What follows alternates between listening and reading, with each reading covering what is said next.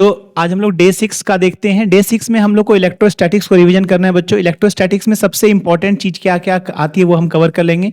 Q is equal to आपको N into ई, ये quantization का रूल बोलता है किसी भी बॉडी पे उतना ही चार्ज हो सकता है जो इंटीग्रल मल्टीपल हो इलेक्ट्रॉनिक चार्ज का। इलेक्ट्रॉनिक चार्ज आपको पता है -1.6 इंटू 10⁻⁻19 कूलम होता है बच्चों। एन की वैल्यू 1 2 3 कुछ भी हो सकती है आपकी।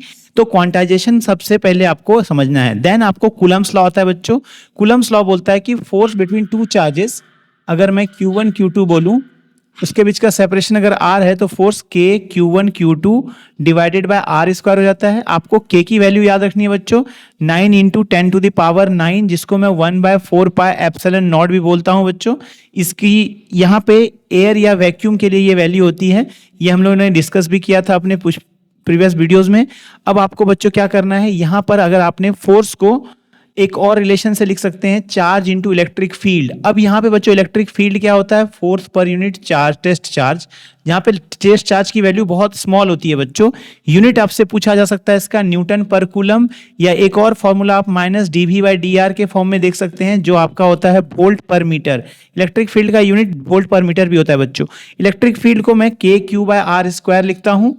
और आपको यहाँ पे थोड़ा सा ध्यान देना है बच्चों कि इलेक्ट्रिक फील्ड किस किस बॉडी की वजह से पूछा जा सकता है। जैसे कि आपका एक रॉड, एक इनफाइनाइट लेंथ का रॉड है बच्चों। इनफाइनाइट लेंथ के रॉड की वजह से किसी डिस्टेंस r पे अगर इलेक्ट्रिक फील्ड निकालना है आपको, तो 2K λ/r होता है। आपको पता है ना बच्चों, हम लोग लैम्डा क्या होता है, लैम्डा आपका चार्ज पर यूनिट लेंथ होता है बच्चों, ठीक है ना।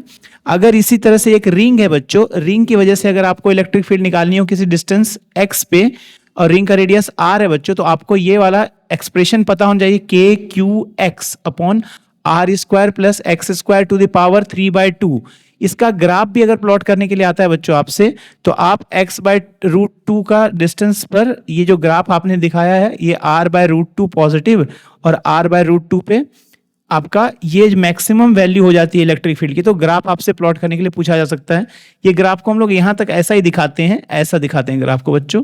ये ग्राफ को हम लोग ऐसा दिखाते हैं। तो ये आपका रिंग के लिए हो गया। आपका रॉड के लिए भी पूछा जा सकता है। आपका जनरल पॉइंट पे ये रॉड है आपका, अगर किसी एंगल थीटा पे आपसे पूछा जाए, ये एंगल आपने ले लिया θ1, ये एंगल θ2, तो आपको पता है K λ/r, ये डिस्टेंस r है बच्चों।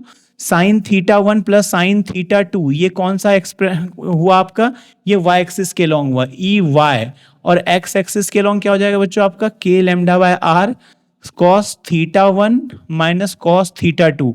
अब यहाँ पे जो θ1 θ2 में ग्रेटर होगा, आप उसको उसकी डायरेक्शन इसके बेसिस पे आप रिकॉग्नाइज कर सकते हैं बच्चों। तो ये आपका इलेक्ट्रिक फील्ड का बेसिक्स आपको समझ में आना चाहिए अच्छे से। बाद में हम लोग अगले टॉपिक्स में, पहले आज के डे 6 में आपको इतनी चीजें अच्छे से रिवाइज कर लेनी है बच्चों। Thank you everyone.